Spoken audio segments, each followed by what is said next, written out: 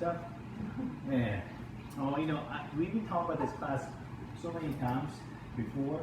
All the patients kind of ask about the classes, you know, because we talk about Lyme disease, so many patients, right? I think a lot of you guys already, a lot of patients anyway. But we discussed this class so many times because we wanted to do it to inform the patients and also the families. Because when they go back, they really can't relate the messages that we talk about in the office. And everything is so, it's very infectious. And so it spreads around the family. So it's kind of important to know about what's going on, you know, with the family. So, you know, I wanted to do this class, but just kind of give you some information on the things that we treat every day in our office. It's like, I think we've diagnosed about Lyme disease about 2 or 3 a week, right? And it is the #1 vector-borne disease in the U.S., probably also the world. I think that the names probably different, but the bugs are about the same. Okay, so we call it Lyme here because, obviously, as you know, I'm sure you guys all know the Lyme is called Lyme disease because it's found in Lyme, Connecticut.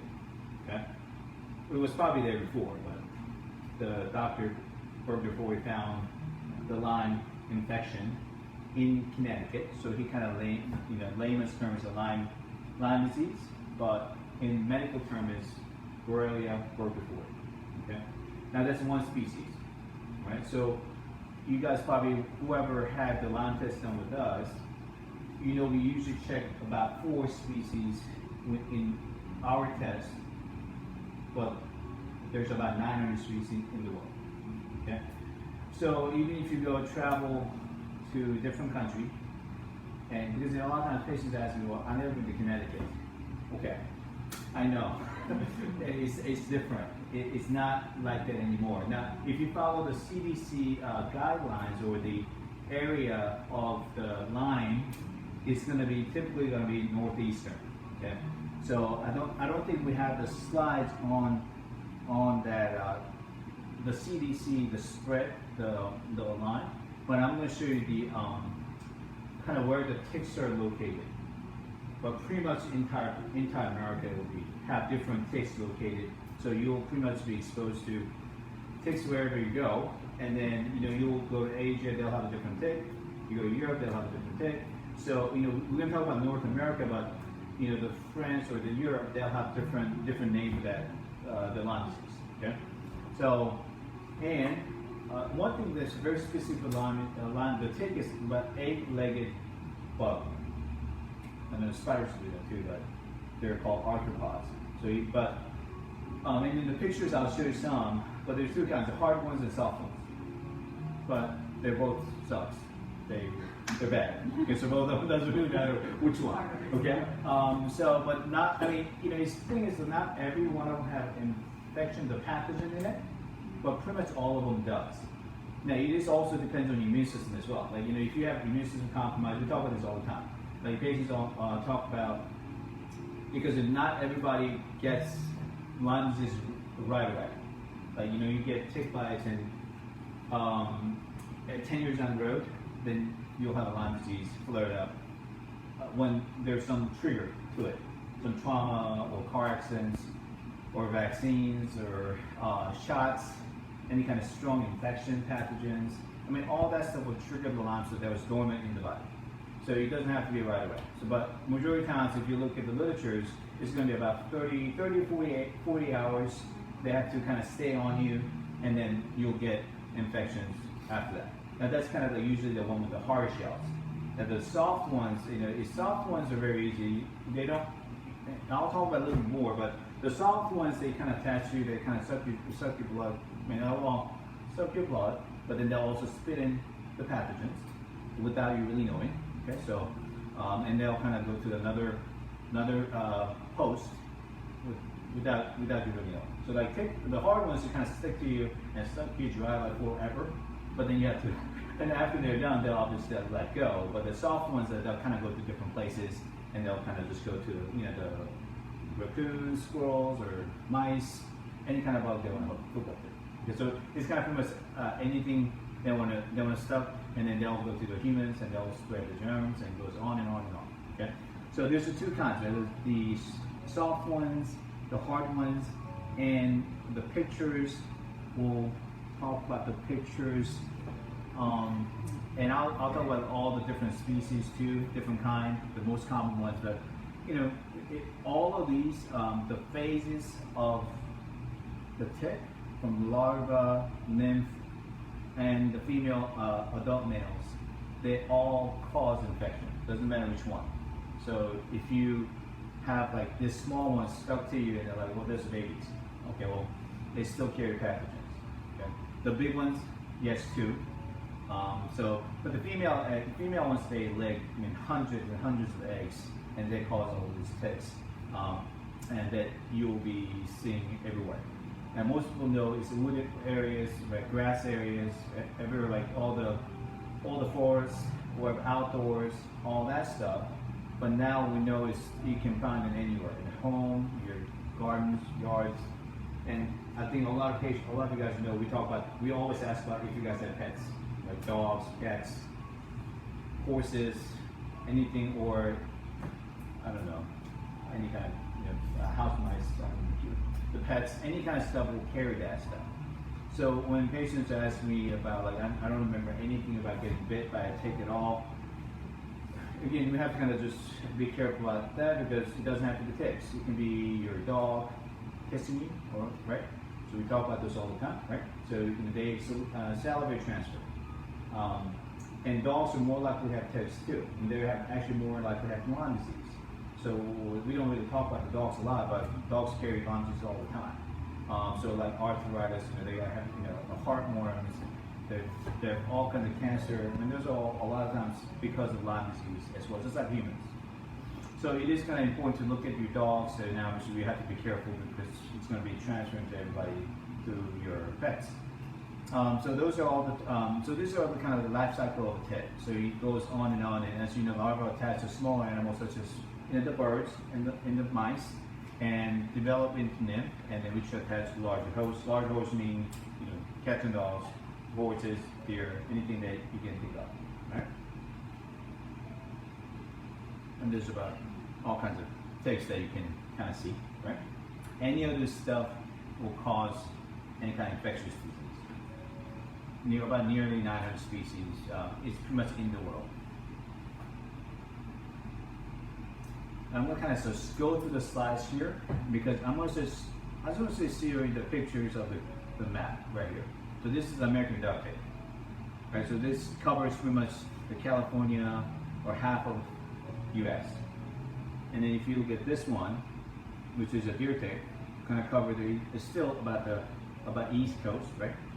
And then this will cover pretty much entire U.S. Brown dog tick, and this is Gulf Coast tick. This is a Lone Star tick, and a Rocky Mountain wood tick, and Western blood leg tick, and then this soft tick, right? So you can pretty much.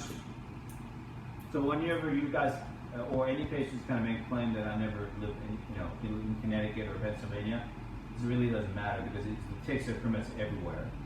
And as we just kind of talk about, anything can carry Lyme disease, mosquitoes, and obviously your pets, and then the ticks, any kind of ticks you get, any brown-legged ticks, ear ticks, anything at all, right? And then I think I might have missed talking about the transfer through a mom to a child as well. That's been studied as well. The study showing that you can pretty much transfer the Lyme disease to a placenta. And then, the partners, sexual intercourse. So if husband had it, you can transfer to the wife, and then wife will transfer to kids, and then it goes on and on from that point, right? Now, again, it all depends on your immune system as well, right? It's not just because, it's kind of like, I always give an example of viruses. So we all have, 89% of us all have Epstein-Barr virus in our system, like herpes, Epstein-Barr, right? You get exposed to viruses in our system entire lifetime. That's give us our lifetime immunity.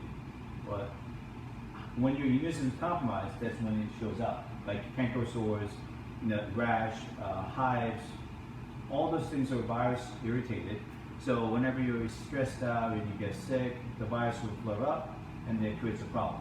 So it's just like a tick bites too.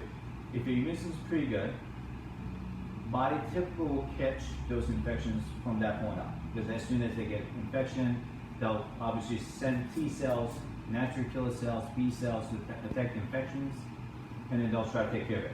However, when you're, majority of us, oh, I don't want to say majority of us, I mean a lot of us do have a compromised immune system. So, and it is a very strong pathogen too, so it's really not like simple bacteria, of course. But if your immune system is pretty good, you usually will catch it. But again, it is, and also it's not just a tick bite, it's not just a Lyme disease, right? You know, and we'll talk about all the differences: Babesia, Ehrlichia, Bartonella. You got different species: Rocky Mountain spotted fever, Rickettsia, Plasmosis. All those things are all tick-borne disease. So you know, whenever I usually talk to you guys, I usually just say Lyme disease, but there are all the other tick-borne disease are kind of included when we talk about that. So when we go over those multi-test ELISA, the diagnostic test we'll go over later on, it's pretty much 4 species we go over, because a lot of you guys, the Lyme patients will test positive for all 4 of them, and then we also test for co-infections as well. Co-infections meaning Bartonella, Ehrlichia, Babesia, right? So those are also tick-borne disease, but not Lyme disease, right? So Lyme disease is basically, majority of us, we call it Lyme disease as Borrelia burgdorferi. That's what a medical committee will call that. And the Borrelia sensu, Borrelia guerini, Borrelia epizei, I mean all the stuff that's common around us, that's still a Lyme disease too, okay? So it's kind of confusing, because we usually only consider one as a Lyme disease, but every one of the things that we talk about in our office, or the things that we just talked about with all the species, they're all still Lyme disease. All of the 900 ticks, they're all still Lyme disease as well. Okay? So the maps are just trying to show you that anywhere you go, you can still get Lyme disease anywhere. Even Europe, it doesn't matter. Okay? And all of this stuff that, you know, even the different ticks that we just showed you, they don't just cause Lyme disease, but any other stuff that I've told you. The Rocky Mountain spotted fever is exactly, the symptoms are exactly like Lyme disease. Now, a lot of times we don't talk about that in our office too, because I don't want to confuse the patients. Because it's just too many terms, too many things going on. The Lyme is enough, like it covers everything, okay? So, I don't need to go and I'll tell you, if you got a Rocky Mountain spotted fever, I got to test for plasmosis. I don't need to test for Rickettsia. I mean, you're going to treat that exactly the same anyway. So there's no point of going in down the road and checking each one of them with a different test. Okay. So all the stuff. Like, I think we talked about this one here too, right? This is a soft shell. And they just work a little differently than the hard shell. So like I said, this one just kind of, these are in the mountains, typically found in cabins. So whenever you go up to the mountains and they're like high altitude, they kind of hide in cabin woods and things like that. And then whenever you sleep in there, and they kind of just come in and, you know, put some pathogens in your body, suck up your blood a little bit, and they'll go to a different host. Right? So you really didn't realize, like, oh, I got a bite with a tick, because they don't stick with you like the hard shells. So whenever you feel like you got like bed bug bites, or I don't know, mosquito bites, it might not be the mosquito, it could be the tick, and the symptom-wise obviously will tell you. I mean, even mosquito bites will give you fevers and chills and aches, but if those things last for a little bit longer than typical mosquito bites, you know, like your fever, aches and pains, you got headaches all the time, you got nauseous, you just don't feel good for days and weeks, yeah, probably tick bites or spider bites, something like that. Okay, so this one just activates the hard shells. Now we talk about this all the time. This bullseye bite, right? And again, the patients always come back and say, I've never had a bullseye bite or the mark. Only 20-30% have this mark. So you really can't diagnose a person with just the bullseye mark that we typically look for. Whenever you go see your MD or things like that, they'll always ask you got a bullseye. Did you have a bullseye? Because if that's a kind of criteria, so if you don't have bullseye, they usually say, well, that's a Lyme. Okay, but again, it's kind of very unique mark, but not everybody gets this one. Majority of my patients, I never kind of say, oh, I never seen this bullseye mark in their body. Okay, but you know, the common symptoms, I just put some of the things that we always talk about in our office, right? But it's the reason Lyme is called great imitator is because anything that you come in our office with, it could be Lyme, right? The rheumatoid arthritis, lupus, MS, Hashimoto's, or the Alzheimer's, Parkinson's, dementia, chronic fatigue disease, anything you want to name it, it could be, or it could be just specifically that autoimmune condition as well, right? So whenever you come in with RA, okay, so it could be just RA, you could just have a rheumatoid arthritis because of infection like yeast, fungal, or mold, or viral infection. Now, however, you still want to kind of dig in a little bit deeper because any of the autoimmune disease that we talk about here, and they're all infectious disease caused. And any autoimmune disease is all infectious disease, right? The viruses, pathogens, the bug, yeast, fungal. Your body has to get confused to start attacking your body. Yeah. So that's the reason, kind of like the Lyme disease, it's a little tricky because they mimic everything that you guys can come in here with. So like whenever the kids come to you with autism, okay, let's autism. So without talking about vaccines, okay, so I don't want to get into that subject. Without talking about vaccines, if patient comes in like 10 years old, okay, they have autistic behaviors, kind of a lot of neurological problems, or kind of very odd things, like we talk about misophonia a lot. And we have several patients with high sensitive hearing, and it turns out to be Lyme disease.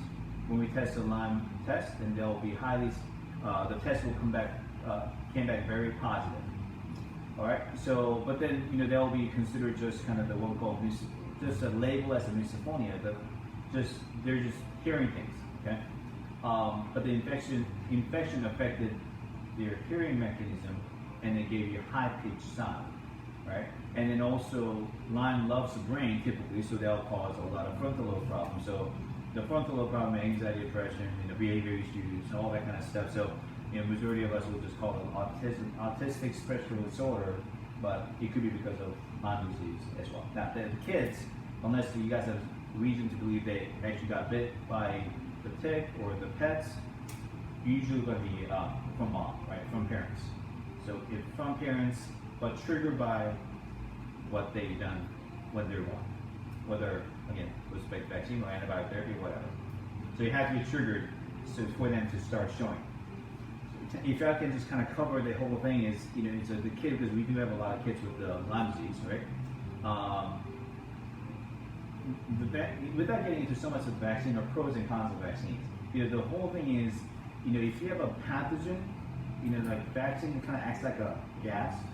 You have like a fire in them already.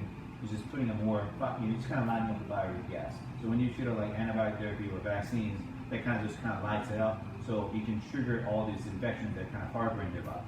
So if you give them a Lyme through the placenta, it's kind of dormant, but you put a fire to that stuff, so they'll start to give you all the symptoms of Lyme disease.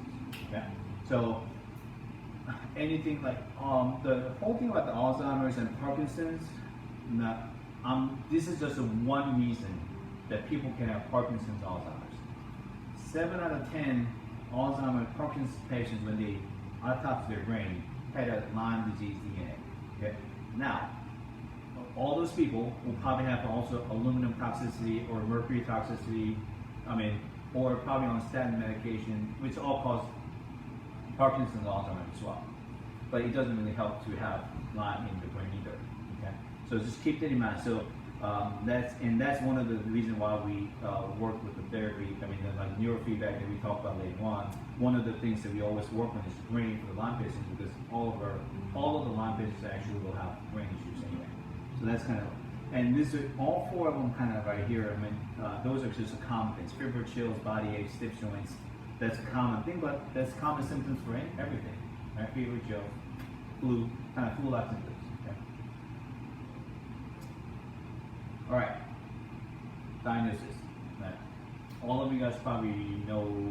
Well, some of you, all of you guys we do use a different test, right?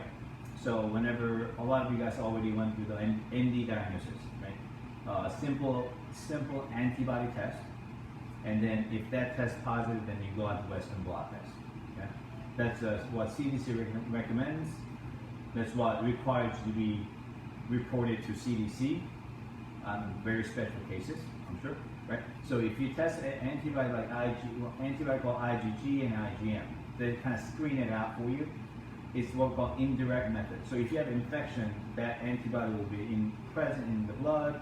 So when you check for that antibody, then it picks it up. Then you will have at least passed the first phase of the testing, and then they'll move on to a little bit more specific test called Western blot test. Okay. Now the whole reason why we don't use this test because it's only 20 to 30% accurate. Okay. And the whole thing why it's not really accurate is because many reasons.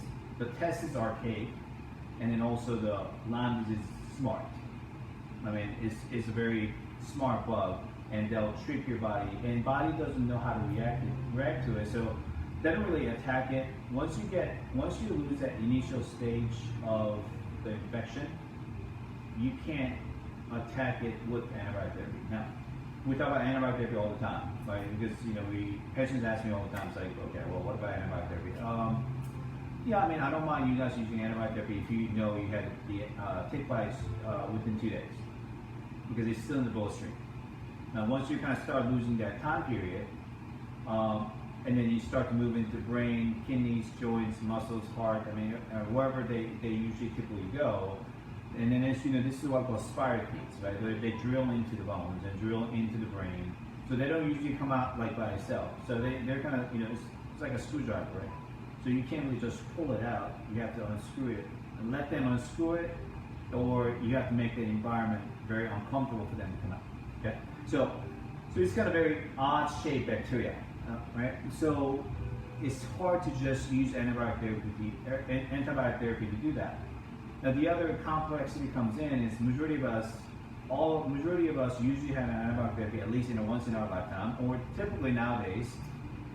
If you look at the stats on antibiotic therapy, 50 to 60% cases are usually overused overused antibiotic therapy cases. Okay, so it's not needed or overused. So if you obviously think about your kids, right? Typical kids get a lot of antibiotic therapy. You get ear infection, sinusitis, all that stuff. You get all the antibiotic therapy. So the Lyme disease will usually get very resistant to antibiotic therapy. So it really doesn't typically work for the kids. Even if you were in that first 2 stage, and then you give them antibiotic therapy, they already have a very compromised immune system. So it really typically doesn't work that way. Okay, and I'm sure you guys we all talk about how the antibiotic therapy completely eliminates all your immune system. Okay? So that's kind of the falls into if you start using antibiotic therapy after 2 or 3 days. And how that, when you complete, so this is kind of odd, this is a complex case, right? You might got the Lyme disease, but then you flared up everything else, like viruses, like herpes, Epstein-Barr, all that kind of stuff. So you might have gotten the bacteria part of the Lyme stuff. Since you completely eliminate all their immune system, then you're gonna suffer with a different autoimmune condition after that. So that's the way the complex situation comes in. Because it's really not just about the bacteria at that time. You got other stuff you need to worry about.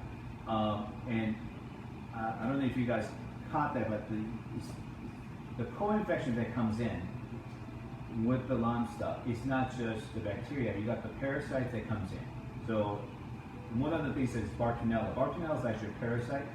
So that comes in together usually with the Lyme stuff. And these are one of the things we test on the blood test. So when you get the parasites, and that kind of goes with your dog. I'm sure a lot of you guys are with dogs, and heartworm is a common thing that you guys worry about for the dogs, right? But if they get bit by a tick and they have Bartonella, which is a parasite, then you will have a heartworm. I mean, that kind of goes together because so it doesn't matter how much you kill, and the bacteria will always kind of change the parasitic. Because one thing that's starting to show with the Lyme stuff is they actually transform into different things. So, if you guys already been to our typical Lyme protocol, we do this week by week rotation with our drops or the herbs. The whole reason is because the Lyme is very smart. We don't need to be in the same position all the time. We don't need to work on the parasite all the time because they're going to be changing their forms and they're going to be one step ahead of you. So we're just trying to rotate it and attack the different things every time. Okay. So, and that's kind of typical. See what we see when we do a stool test, when we do a like organic acid test to check for the yeast and fungal stuff. If we do like viral panels, if we do a bacterial panels. That's always why Lyme patients test so many things in their blood. Because they got the parasite, they got the yeast, they got the fungal, they got the mold, they got the heavy metal toxicity. I mean, they got everything. Because they just kind of change the form. So even though you start with the Lyme, then you're going to pick up all the other stuff. Okay. So this is kind of I think we're off the topic there, but diagnostic. So and we test for multi-peptide ELISA test. So it's kind of fancy name for it, but it's what called direct testing. I think we're good. Yeah, it's a direct testing, which means we're going to test for the bacteria instead of antibiotics. Okay. So again, the first thing the reason we don't like the Western blot test is because we test the indirect method, which means we want to see how the body's responding instead of checking for the bacteria. Okay, so when we do a direct testing like the immunoscience or IGNX test, you're actually looking for the bacteria instead of how is your body responding, and that's the whole reason why you're getting a lot of false positives or false negatives. Okay, because tests are not really designed well anyway. Like I said, it was designed a long time ago. It's an archaic test. But again, all your entities will use that test because the CDC requires that test to say that you actually have Lyme disease. So statistically, right now the Lyme disease is about 400,000 population. Okay, that's kind of like a lowballing it because that number is only people who test positive for the screening test and the Western blot test. Okay, so you miss everybody else who tests false negatives, and then and that's when patients kind of giving up usually, right? And if you test negative for them, but it's obviously going to trust your doctor say, okay, I don't have Lyme disease, and after that you're going to try to look for something else, but you didn't realize there's other specific tests for Lyme disease. Okay, but and that's basically kind of for a lot of other things. As you guys know, like when you test for like a stool test, your doctor uses a very simple like microscopic test to just look at a stool and see if there's anything there. And if there's nothing there, then they'll say everything's fine. But when you actually grow and check the DNA of that stool, then you will see that there's a parasite, there's a yeast in your body. So I think he's just trying to tell you, what I'm trying to tell you is the development of the testing. It's moved on so much and this has not caught up with that. Now the imaging has dramatically improved, like MRI, CT scans, and all the fancy stuff. Yes, the whole reason is that because they can see it, they need to see it to do something about it. Okay, so all the imaging is improved dramatically, but the functional testing that we do here, your MD doesn't do. But we need to look at how things are working for the patient who's chronically ill. Okay, so that's kind of what we're testing. So. Oh yeah, and then it's only test with Borrelia burgdorferi, and we talked about that. There are tons of species on the Borrelia. So if you just test for Borrelia burgdorferi and you don't have that one, you have a Borrelia sensu or Borrelia garinacea. Obviously, you'll test negative because you have different species of the Borrelia. Okay, and Western blot, miss up to 60% Lyme disease. That's kind of the general, but. I think I might have one or two cases that actually test Western blot. I mean, the majority of our cases is really, done through a different testing. I mean, really just doesn't come up positive for anybody. Okay. And then go ahead. So why don't they choose to do that? The multi-peptide ELISA or the PCR. PCR is more specific testing. I think that's a question for ask for anything. A lot of things. I mean, why don't you use like how we do a food sensitivity test? Yeah. Why would you do the skin testing when you're having a gut problem, right? I mean, why would you do that test when you could just do a blood test and check how your gut is sensitive? Because every patient that comes in is like, I said I'm going to do a food allergy test. They're like, well, we've done that already. None of them came back positive. Okay, well, did you do a skin test? Did you do a blood test? I did a skin test. Of course, that's a different antibody, right? Then you're checking like anaphylactic shock situation compared to what we're checking is how's your food reacting to what you're eating. Same thing with the PCR situation. It is available, and we all the patients we do, we always help is go back and tell your doctor what we tested. I think 99% of the time nobody looks at that test and they say, okay, well that's what you done, but you're still negative because you didn't follow the guidelines. So you kind of just patients are always in a dilemma because like, hey, I know this test says positive, but CDC says I'm negative. I don't know which one. But obviously, one thing is that they feel horrible anyway. So, so we have to kind of figure out what we need to do. But it's more than 60%. But that's kind of the average what they're saying in the studies. Fall tests. These are all the reasons why we have fall tests. The timing. Like if you lose that timing of tests, especially the scanning tests like IgG tests like your doctors do, you're gonna test negative. And so if you miss that small window, that thing's in the bloodstream, you're gonna test negative, and you say you're gonna have Lyme disease. Immunity suppression. Immunity suppression means your body doesn't recognize a lot of times Lyme disease. That's why it's called.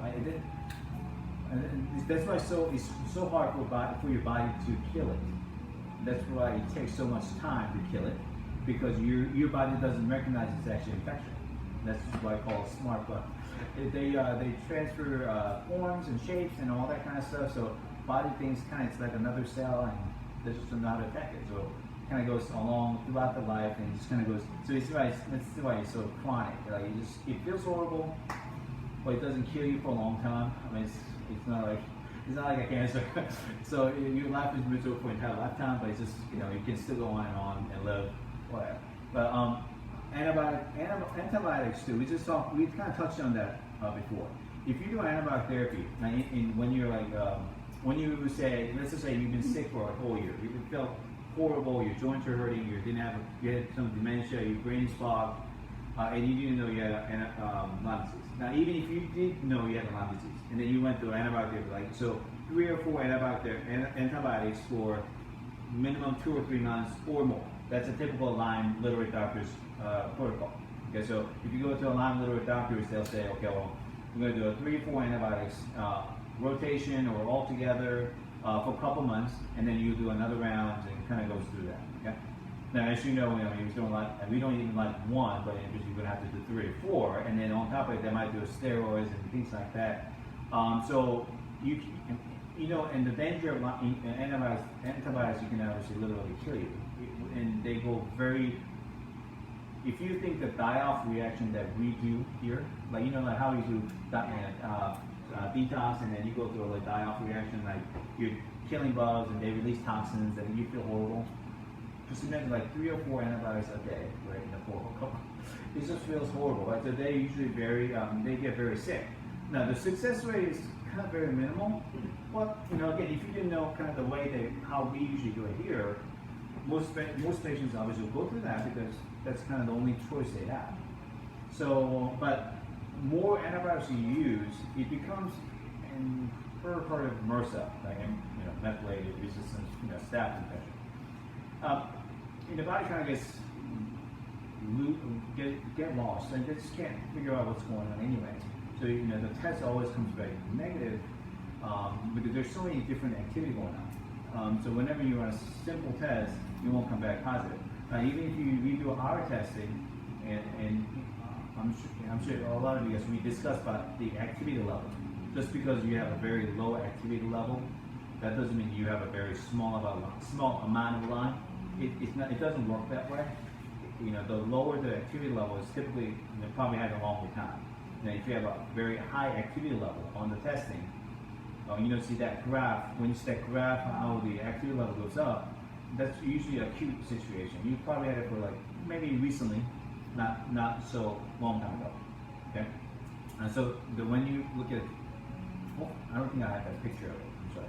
The picture is probably, but the antibody reaction doesn't really tell you how severe your condition is. Okay. All right. So direct test. This is what we usually kind of. This is our test, right? Do not. It doesn't rely on the body's response, and you test for the disease, presence of disease. Okay. Using a PCR as an assay.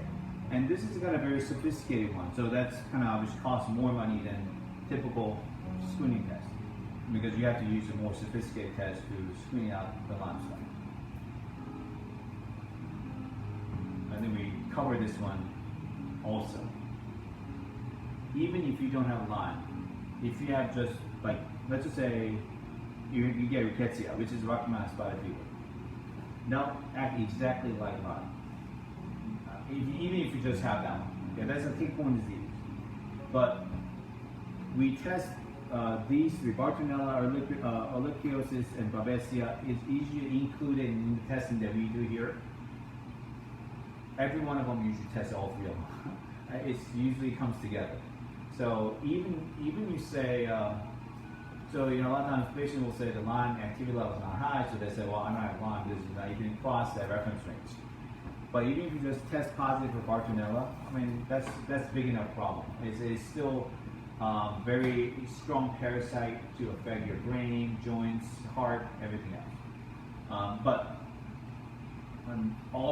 usually all the Lyme patients will at least have one or more co-infections with this.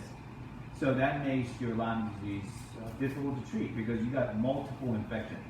Now, not just the bacteria, parasites, and then you got viruses that comes with that. Viruses meaning the herpes will flare it up, like type 1, type 2, or Epstein-Barr virus, or varicella zoster. Any virus that you harbor can be flared up too. So you can break down rashes, all different things, complications.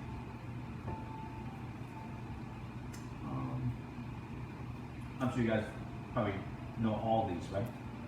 The mold test, toxic issues, environmental metals, food allergies, yeast fungal infection, neurotransmitter imbalances, brain dysfunction, hormone imbalances.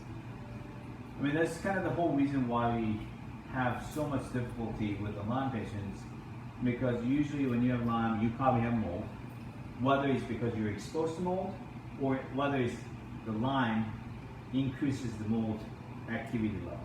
That little bit that you might get exposed to, it can multiply that tremendously. Okay, so that's mold. Mold by itself, just by itself will have all the Lyme symptoms too. So toxicity, which means like all the petrochemicals, pesticides, all that stuff. Lyme patients will always typically harbor more. They hold on to it more because your functions are compromised anyway. So you usually won't able to detox that stuff.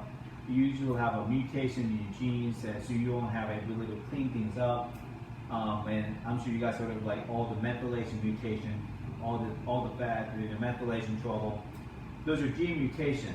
And Lyme disease, any kind of autoimmune disease can mutate that gene. So even if you don't have it to start off with, but when you have a mold or toxic issues or Lyme stuff, they'll mutate the gene anyway.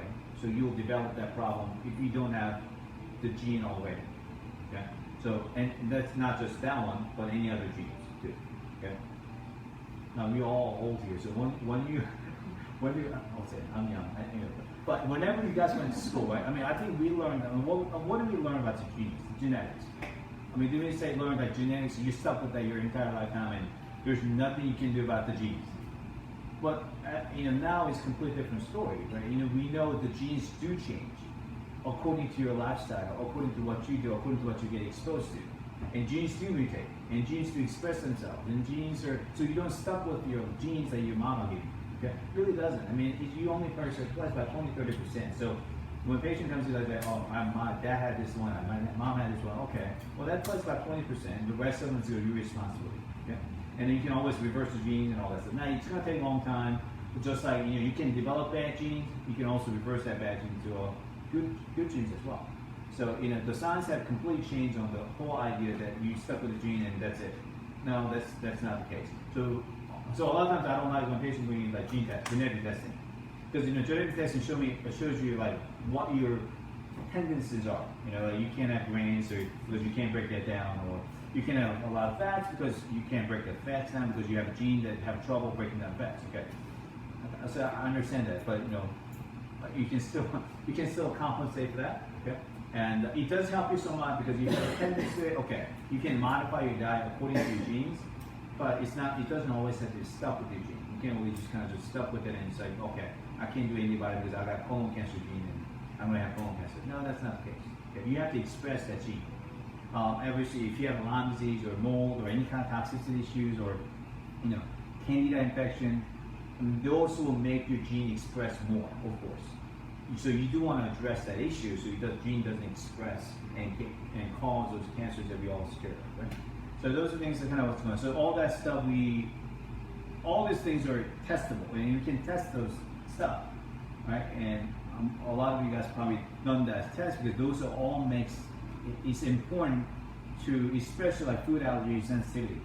I mean, that's a very big part because it doesn't matter how much you kill, if you irritate the body with the good foods you might eat. I mean, it doesn't matter, kale or spinach doesn't matter. If you have sensitive to that, it's still going to cause a problem when you're trying to heal the body anyway. So that food sensitivity is kind of important. We do a lot of food sensitivity because you can't live with a very limited amount of food entire lifetime. So you do need to kind of figure out what you're not sensitive to. And then, you know, food allergies do change all the time. So it's not, you can't really stick with after 3 or 4 months, I mean, you do have to change things around. And so you can avoid it for a period of time. So it doesn't really, you don't have to avoid it for your entire lifetime. Okay, so it does change. All right. And I think, you know, a lot of you guys know about this treatment. So I guess I've talked to people, the husbands, about this treatment. So the treatments, you know, we have listed a lot of things you guys know. And, you know, the acupuncture stuff, I mean, you know, acupuncture in per se, it really doesn't kill Lyme, okay? What acupuncture does is kind of help your organ to do its job better, right? I mean, it's kind of, you look at what's going on. You know, as you guys know, we always look at the tongue and look at the eyes to get, you know, poke you around to see which organs are having trouble that day. So then we use needles or a laser to kind of increase that flow. That's kind of pretty much a simple way to put it, because you know we have energy that's flowing around the body, and whenever you have a problem with delivery or stuff, or whenever you have when you don't breathe deep enough and you're stuck right in the diaphragm. So we're trying, you know, let's like the lymphatic system flow properly, get the detox going properly. So we're using needles and laser to increase those movement there. So again, it doesn't kill Lyme, but improves the function of the organs that actually helps you to detoxify or improve their functions there to help you to get rid of Lyme. Now, cold laser, you know, it's a low-level laser therapy, right? There's a lot of names for these cold lasers. So photobiomodulation therapy, low-level laser therapy, but most people call it cold laser, okay? But because it doesn't burn you, it's not used for surgery, right? You can do it everywhere except your eyes. The lights, a simple way to put it, the lights have same frequencies as your cells, so they basically talk to each other. Now we can change the frequencies to address different things. So a lot of you guys come in and I'll say, okay, I'm going to open bacteria, and I'm going to set the frequency to bacteria frequency, okay? Which now a lot of you guys don't know about frequencies, so we're going to let's talk about a little bit of frequencies. Every disease have a frequency. All the sound and lights and your bacteria, Lyme have frequencies, okay? Specific frequencies. Same, all different species have different frequencies, but they all have their vibration frequencies. That's kind of good. I guess a good example is like when you rub the glass, that little vibration noise, that the squeaky noise. Right? That's kind of like a frequency making you sound. So whenever we talk about like, okay, I'm going to use a viral frequency. Yeah, there's a certain frequency that attacks the viruses. When we do a bacterial frequency, there's a bacterial frequency that neutralizes the bacteria, so you can actually kill. So it's kind of like a sci-fi, like when you watch a movie, like it's kind of like a sci-fi, right? But it is not really a science fiction. It's kind of the future of a medicine anyway. When you look at a movie and you scan people, they got all these problems. That's a frequency medicine. You know, when you look at a movie like Star Trek, and they go into a little tube, they scan the whole body, and they kind of tell you, okay, you got this infection, this is rupture, this is a problem. that's a frequency measuring device. So kind of you go scan it and tells you, okay, this is what the problem is. So it's been out there for a long time. The frequency medicine has been out there a long time. It's usually natural medicine doctors typically use that frequencies. So all the herbs are frequency too. When you remember the herbs that you guys are taking, the oils that you guys use, they're all frequencies. It basically boils down to frequencies. So when it matches with you, it will work.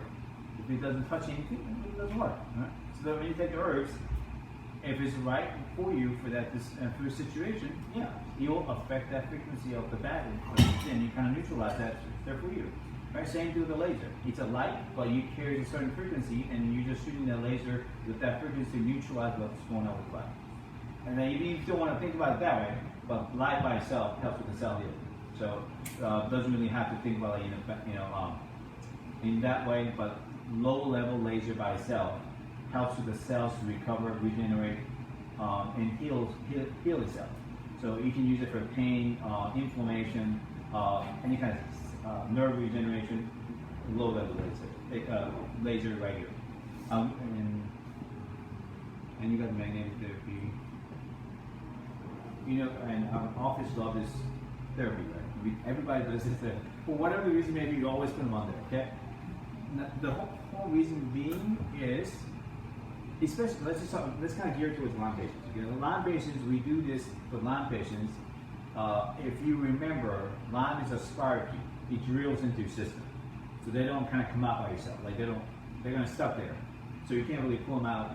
Either they come out by themselves, or you have to kill them. And even if you try to kill them, so they're stuck in the cells and bones. It's hard to get to that because herbs usually can't get to that point. Okay.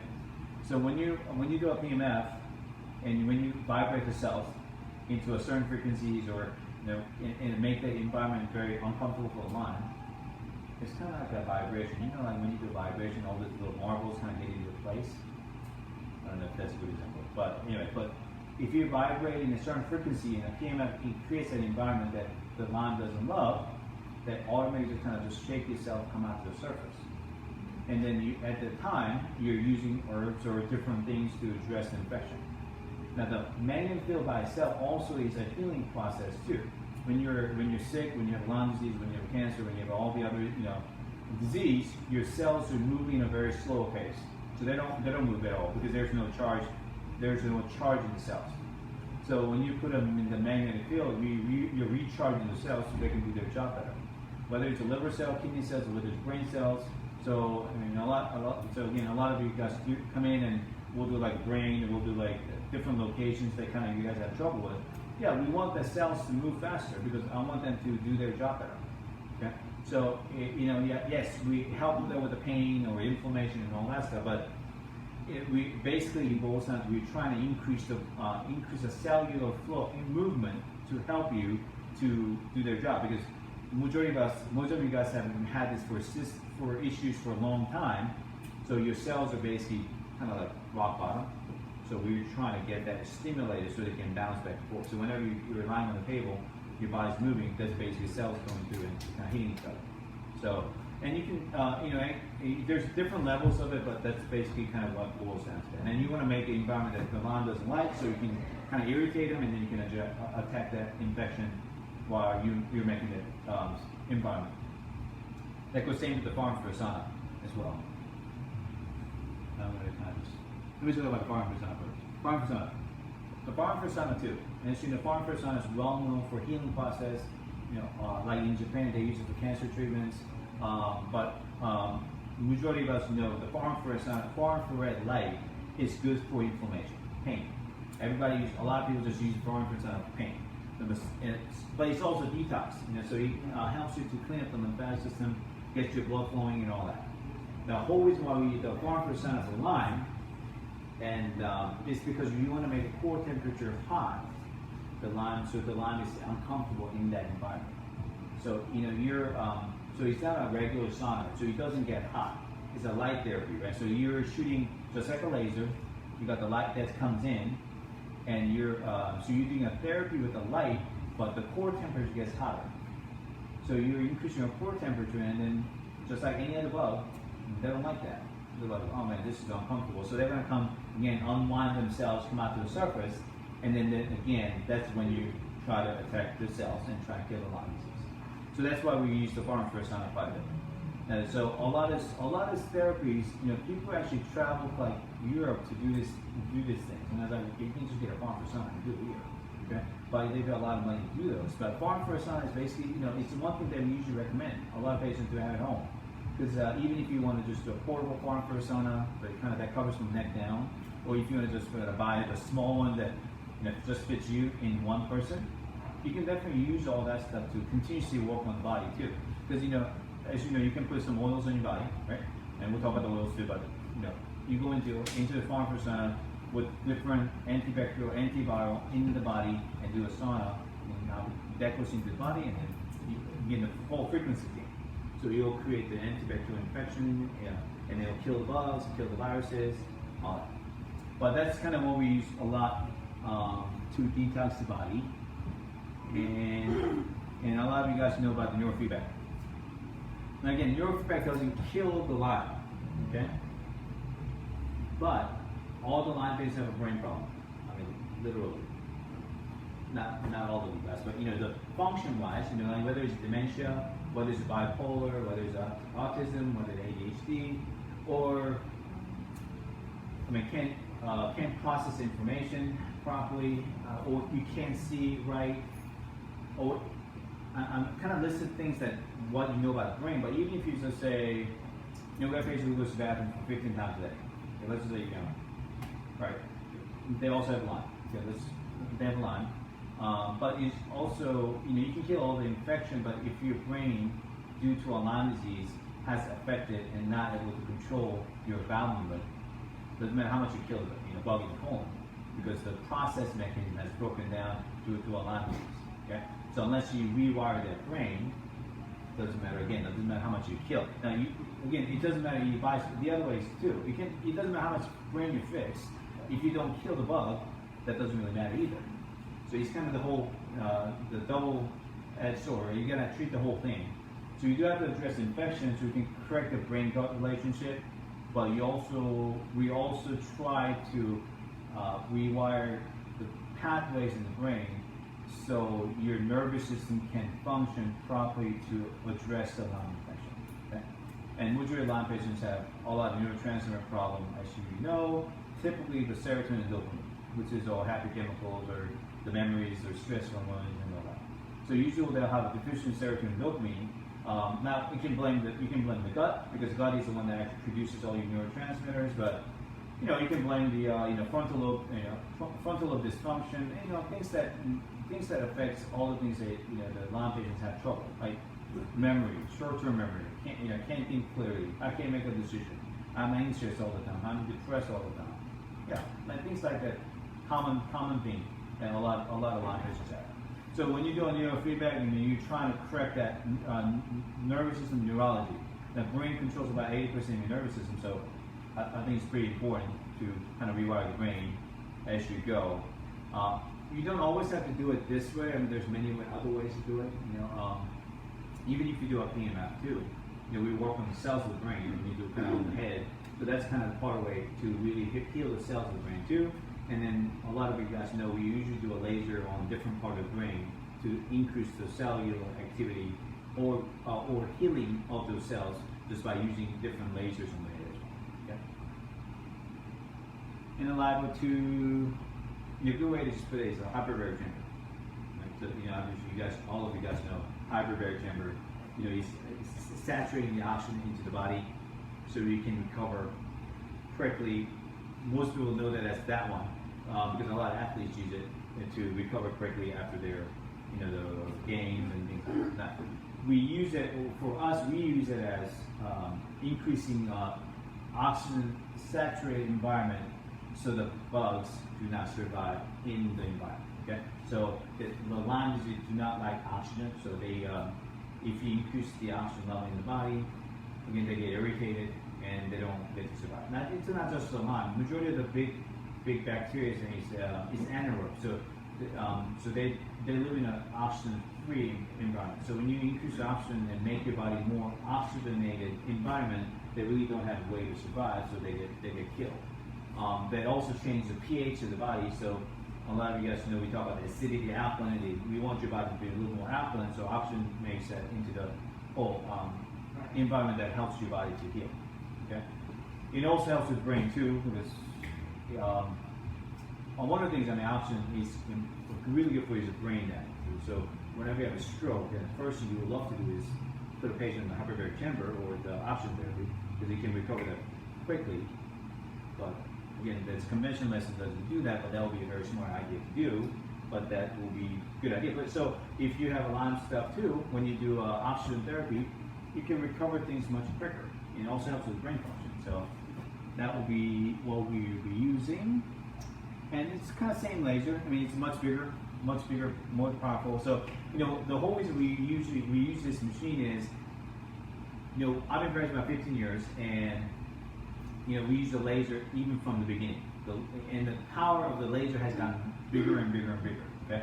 Now the small ones that we use it for the different organs and things like that, because the power is not strong enough to damage a lot of things. Now this one's obviously very strong. So we don't really use it for the organs that, like the thyroid. We do a lot of small lasers for the thyroid, the brain, and things like that. But all the Lyme patients have, a lot of Lyme patients have a very specific location that just can't get rid of the pain, like knee or the shoulder. Everything else is better, but that knee is never getting better. It's like that thing's, every time we range, that knee is bothering me. Okay, even though it's better, it's always that knee. Okay, now whether it's because that's a spot that Lyme went there first and then created that problem for a long time, or that's the one that just have affected the most. Okay, so we usually use this kind of pretty powerful laser to just kind of target that spot, so we can get rid of that infection and pain. So that's kind of the majority of time. That's what we use this for. Okay? Not so much for like cellular regeneration. So it does do that, of course. So if you have a fractured bones or nerve damage, you can definitely use this one too. But typically, it's, for Lyme patients, it's for that spot that you guys can't get rid of the pain. Okay?